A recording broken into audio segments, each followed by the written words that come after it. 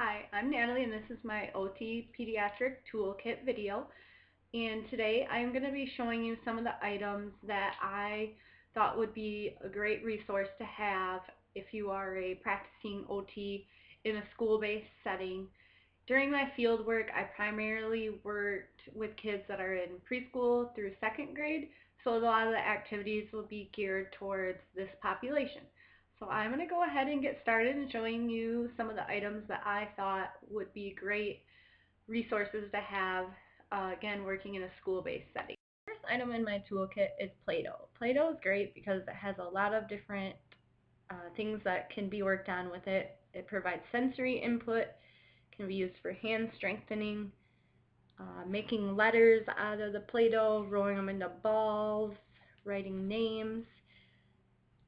The next item is TheraBand, which obviously it can be used to do upper extremity exercises, but at my fieldwork site, my OT was big about using TheraBand by placing it on the kid's desk, so the legs of the desk.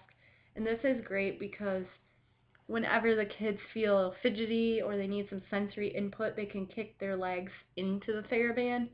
So then it provides them with that heavy work, which calms and alerts them so they're able to pay more attention in class. And then the next item is gum or pretzels. My OT used this a lot at fieldwork because she's a big proponent of the alert program, and this program uses a lot of different input, sensory input, and one of them is through oral stimulation, so heavy work using the gum or pretzels or something that's chewy to regulate the body, and which can either alert or calm based on where the body needs to go to get to the just right challenge. So that's why I said that's a great thing. At field work, we'll give the kids a piece of gum or a pretzel before they go back to class, so then they'll calm down and be ready to learn, or if they're coming to us and they need an alerting mechanism, we'll give them that as well. Fidgets are the next item. These are great because there's so many different kinds, and they're great to help the child reach the just right level of alertness.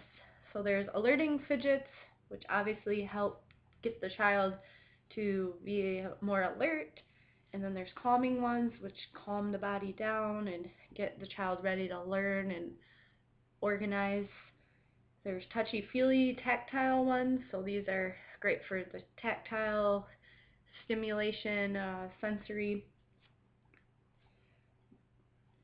Silent classroom ones are great because these obviously can be used during class or somewhere where you need to be quiet, but you need something to calm you down or get you to the just right challenge. So kids really like to use them. A lot of the kids at our fieldwork will play with fidgets, and the teachers are okay with it as long as they're using them in an acceptable way and it's not distracting to others. So a lot of the kids have their fidgets, and it's a great tool to help keep them organized and focused and ready to learn.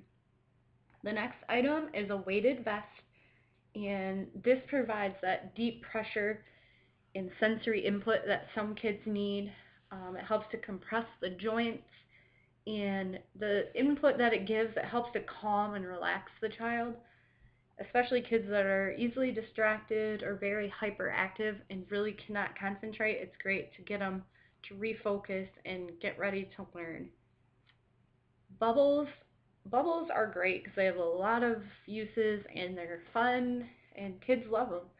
They're great for visual motor and tracking, finger isolation, so the kid can use one finger to pop the bubbles, and they just love them. We use them a lot at fieldwork, and it seems like all the kids, this is one of their favorites.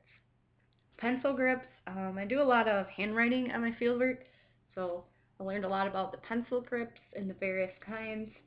And the goal of pencil grips is just to get the kid to use that dynamic tripod grasp that we want, which is functional for handwriting. So a couple of the grips that I am going to talk about. The first is the Stetro grip. There's a couple indentations on the gripper where the fingers go, so it helps the child to form the tripod grasp. and there's a star where the thumb goes. If you're right-handed, you want the arrows pointing up and left-handed pointing down. And then the solo grip, there's a place for the thumb and it's on the right. For left-handed people, it's on the left. Then there's the crossover grip, which helps to reinforce the tripod grasp and prevent the fingers from slipping out of that grasp pattern. It's good for kids that like to wrap their thumb around, prevents the fourth finger from being on top, and again, prevents the slipping out of position. These are just some of the grips used, but there's tons of others. My fieldwork advisor, I swear she had a million grips, so I couldn't very well talk about all of them. And then the next item is the wiki sticks. These are great because they're fun and they can be used for art projects as well as pre-writing and fine motor skills. They're great to form letters, and after you form the letters, they provide a great tactile input so kids can trace the letters using their fingers, which helps to promote that multi-sensory input, which is great for learning handwriting. It can also be used to learn shapes, and it can be used to be placed as borders for handwriting so kids know where to keep their letters, making sure they're staying between the lines because they can feel that. Also knowing when to start and stop, and it provides a visual cue kind of where they should be forming their letters. The next item is puzzles. These are great for eye-hand coordination, fine motor skills, picking up the puzzle pieces and placing them in the right spots, which can also work on that visual, perceptual skills. If they're doing a puzzle with someone else, it can work on social skills and communication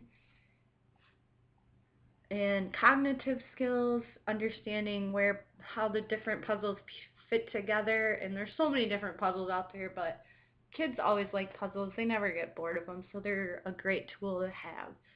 The next item is the tennis ball monster. I know we made this in class one day, but it seems like kids at my fieldwork site just love this.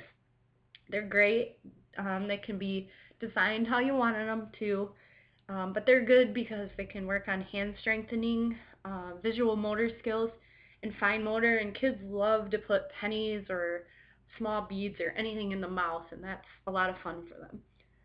The next item is the Magna Doodle.